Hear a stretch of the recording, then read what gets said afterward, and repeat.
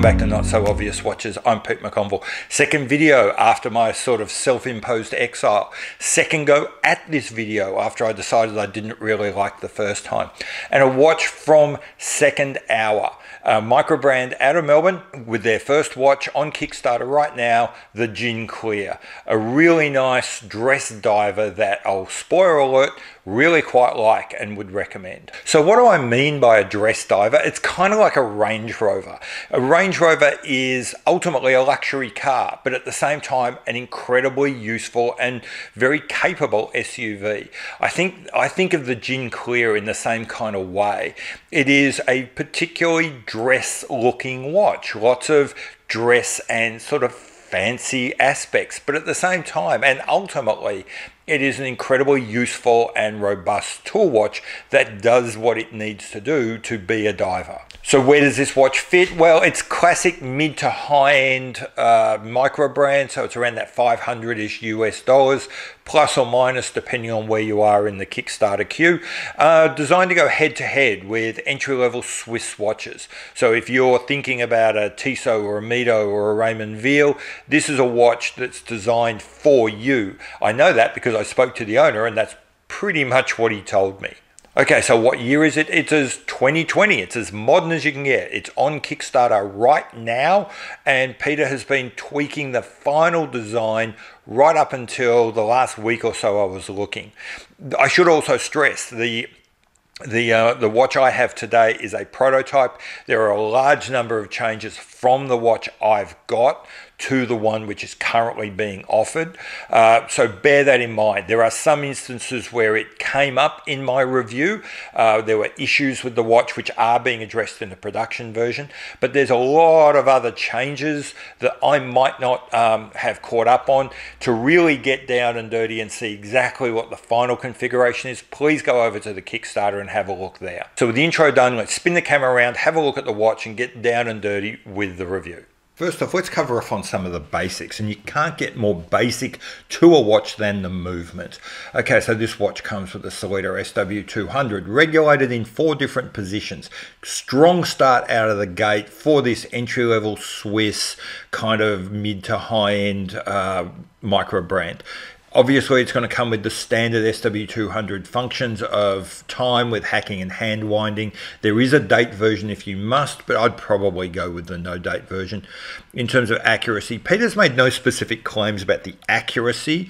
However, given that this is a Sellita, which comes at plus or minus 12 seconds, given that Sellita routinely lowball their accuracy and most people report significantly better than that, and given that Peter has had this watch regulated, I reckon you're going to be looking at significantly better than plus or minus 12 seconds.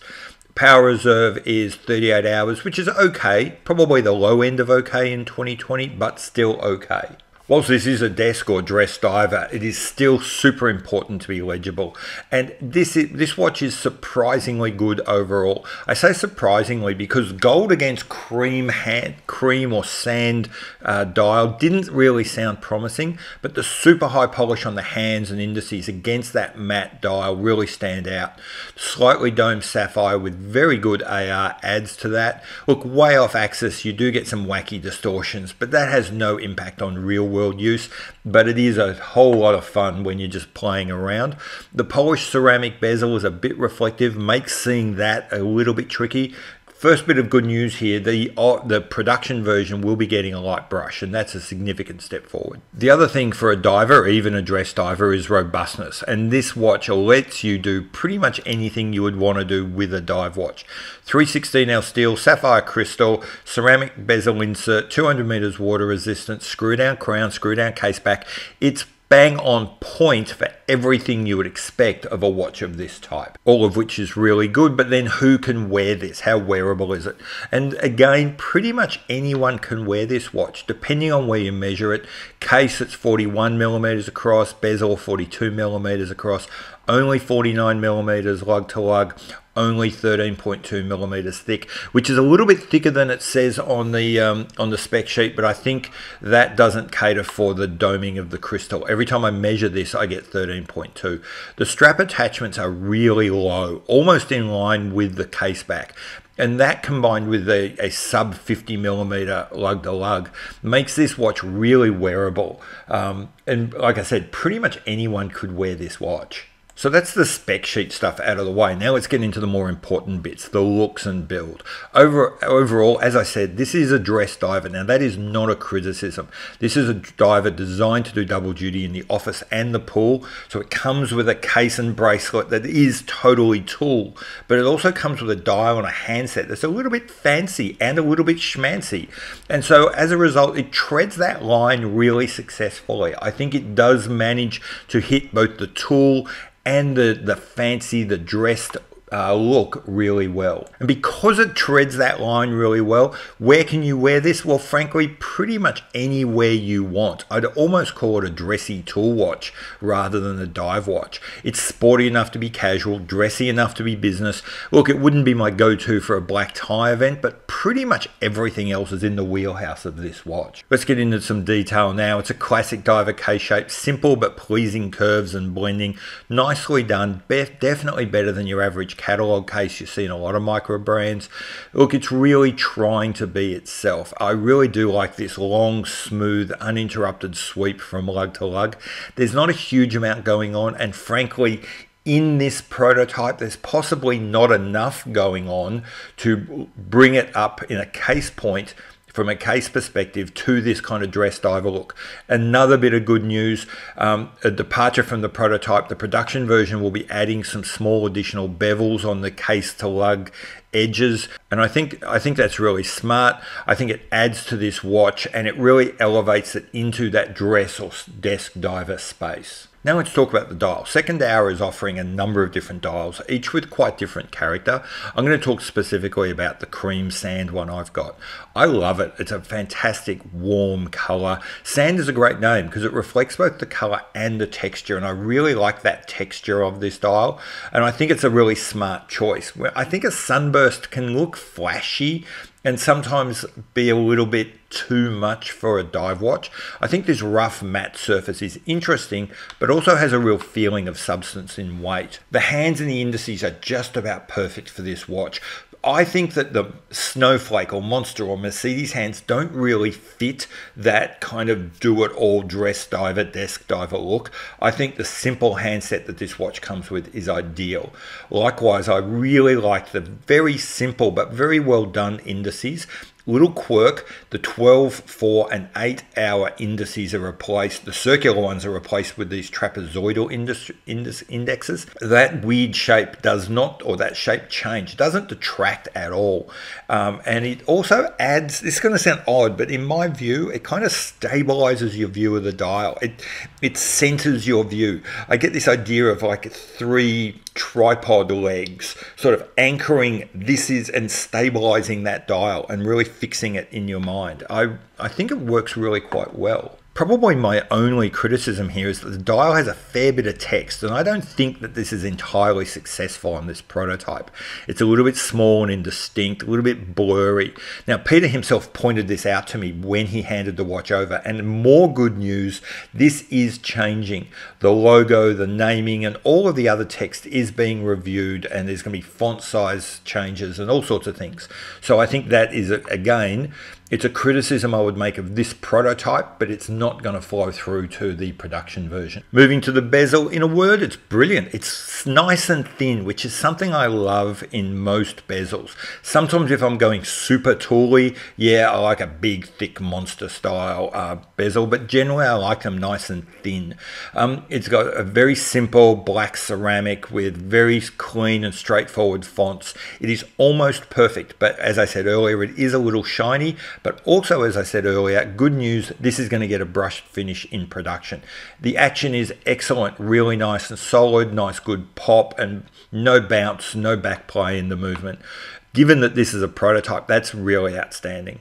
As anyone would know, I'm not really much of a lume person, but the hands, the indices, and the bezel markers all have lume here, and it is really good. I think the lume on the bezel's a little bit light on, but yet again, this is another example where, another area where the production version is going to get slightly deeper and therefore slightly better lume than this prototype I've got. The case back is very good, a nice embossed swimming turtle, fits with the diver watch, fits with the brand, fits with Peter. All in all, it's really nicely done. It's a very pleasant looking case back. On the wrist, this watch looks great. It sits nice and flat. The bracelet drops down beautifully to conform with the curves of your wrist. It is right in the middle of my Goldilocks diver zone, which is sort of the 40 to 44 millimeter zone. It's not a massive presence, but then again, it's not supposed to be. As a dress diver, you want a little bit of discretion. And I think this watch does that. It is clearly there, but it's not overpowering, which is exactly, as I said, what you want a dress diver to be. Now let's talk about the band it comes with. Now, I'm not a bracelet guy, and this is a prototype, so I'm not going to spend a huge amount of time talking about the bracelet. What I would say is it's very nice. It's a very cool H-link bracelet. I think, again, a great choice. Really fits and suits that feel of modern and casual, but still business. Lovely solid build. Nothing is obviously out of place. Well machined clasp. Plenty of micro adjustment, which is very important, I think, in a bracelet. But what I would say about the watch generally, when it comes to bands, this watch is a total strap monster. It looks great on lots of different options. So whilst the bracelet is good, for me, one of the best things about this watch is I can put it on pretty much any kind of band and it's going to look fantastic. Let's talk about the feel. The controls are very good, a little bit compromised at the moment. The crown has a nice solid pop that finds its positions really cleanly. It's got a lovely smooth action. Hey, look, it's a typical SW200. The case is built really nicely, so the crown threads very easily and cleanly. There's no sandy feeling. My only problem is with this prototype, the crown guards are a little obtrusive. It's a little tricky to actually operate the crown. Yet again, more good news. This is being fixed in the production version. Okay, so getting the watch out of your hand and onto your wrist, it is really comfortable. Despite getting close to 50 millimeters lug to lug, those really low slung lugs means this watch fits very securely. It's really planted on your wrist. It's been carefully designed. There's no sharp edges, nothing digs in. Nice little chamfer on the base of the mid case so that if you move your wrist around, nothing digs in, nothing hurts. It's just a really comfortable watch. A little bit different to other reviewers, I really care about the authenticity of a watch. And by authenticity, I mean how true to itself is the watch, how true to the history of the watch is it, and then how honest and transparent is it about what it can do and what it does. Now here, I think this is a very authentic watch. Starting with why is it what it is? I had the unique opportunity for me of getting to talk to Peter, essentially the designer of this watch, and asked him some questions about like why did he make a dive watch and why does it look like this? And the truth is, he is a diver. He works in business. He wants to combine those two things in his favorite kind of watch. He wanted to design something that he would wear. And that's where this watch came from. And that is perhaps the very definition of authenticity, of where a designer kind of owns what he wants, takes some feedback, but ultimately produces what he thinks he should have. And I think that's a fantastic thing that Peter has done. I think he's really fortunate that his taste seems to have nailed a really good looking watch. But as I said, that essentially means this watch is about as authentic as it can be. In terms of transparency and honesty, it's as honest as the day is long. It does exactly what it says on the tin. It makes no pretensions of being anything more or less than it really is. So again, this is an incredibly authentic watch. A lot of watch reviewers, when they're reviewing watches, or particularly when they're doing comparisons, will have this thing they call an X factor. And that X factor, normally I've tried to dig in and figure out what that is, and I call it the good feels and bragging rights. What is it about this watch that might make you feel particularly good, and what is it the thing that might make you want to have a little bit of a brag? Now, that always starts with the brand. Being a brand spanking new brand, Second Hour is a bit neutral. It doesn't really bring anything to this argument here. It doesn't have any specific cachet that it brings to the watch, but on the other hand, doesn't bring any negativity either. So brand here is a little bit neutral. Being a micro brand, you do get a kind of a mixed response within the community. There are some people who simply don't value anything with less than a century of real, or let's be honest, often confected history. They won't rate this watch. They'll see it as a bit of a Kickstarter special. If that's the kind of crowd that you want to impress, this watch probably isn't for you, as is no micro brand will be. Others, on the other hand, and in fact, I would say a growing number of the watch community will see going to a micro brand, will see going to this kind of independent as something of an adventure, and they'll applaud your willingness to try something new, applaud and encourage you to try these new things. And if they're the sort of people that you like, if they're the sort of people that you want to hang out with, then this watch is really good for you, and you're really going to feel good buying and owning this watch. Okay, coming to the end, let's talk about the ease of ownership. Now, this watch is on Kickstarter right now. As of when I'm filming this, it's got about 2.5 weeks to go. In terms of pricing, that's a little bit flexible, like a lot of Kickstarters are. Look, I'm just going to go to the top end and say that when this is all said and done, Peter is hoping to sell this watch for around about $570 US. I think it is worth it. The watch, the travel case, the bracelet, the sizing and removal tool that comes with it, the overall design and quality and care and effort that's been put into this watch. I'd be happy buying this watch at $570, and I would see if I got any kind of discount from being a Kickstarter as a discount on what is otherwise a reasonably priced watch. In terms of maintenance and so forth, hey, look, at the core of all this, it's a Sellita SW200. Pretty much any competent watchmaker in the world is going to be able to service this watch for you. So that's pretty much it. I don't think there's anything else I can tell you about the Gin Clear. So let's summarize. Would I swipe left or swipe right on that? If you're in this part of the market, if you're after micro brand divers around that $500, if you're thinking about buying an entry-level Swiss watch, a Mito or a Tissot or a Raymond Weil, then absolutely I would be thinking swiping right on this watch. It's a watch that looks great, that's got a really authentic design that captures the spirit of its designer, which is something that you can't say about a lot of watches that are around about this price point. It's well made, well spec'd, and most importantly, it looks great. It really balances the two aspects of its design, its diver and its dress sides, really nicely, complementing each other to give you a watch you can pretty much wear all day, every day. And given the level of quality, given the kinds of watches which I think would be alternatives to this, I think it's well spec'd and it's good value. So yeah, all in all, I would say swipe right if you're in the market for this sort of watch. Go check it out on Kickstarter, have a look at all the other options, have a look at how the pricing fits for you.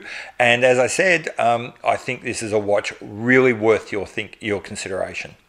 So that's it. I've been Pete McConville. This has been Not So Obvious Watches. Thank you for sticking by me. Thank you for coming back. And this will be the last time I mention the break. From now on, it's just back to normal. Stay safe. I'll see you later, and bye.